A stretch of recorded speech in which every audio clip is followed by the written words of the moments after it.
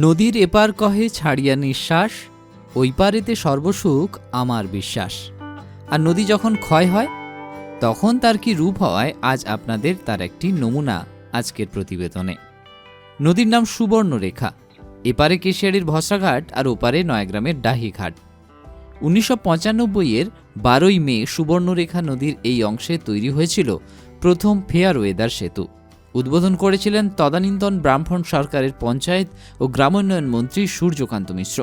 সুবর্ণরেখার দিন দিন ক্ষয়কার্য চালিয়ে নয়াগ্রামের দিকে এগিয়ে চলেছে।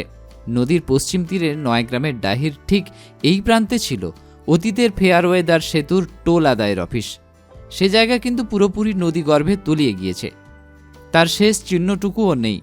এই মুহূর্তে যে ছবি আপনারা দেখছেন তা নদী ক্ষয়কার্যের ভয়াবহ রূপ। আর একবার বন্যা হলেই জঙ্গলকন্যা সেতু সংলগ্ন এই প্রাচীর পুরোপুরি নদীর তলায় তলিয়ে যাবে।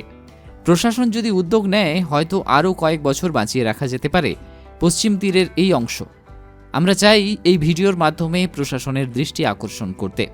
নদী ভাঙন রোধে প্রয়োজনীয় উদ্যোগ না নিলে অচিরেই সলিল সমাধি ঘটবে বিস্তীর্ণ এলাকা।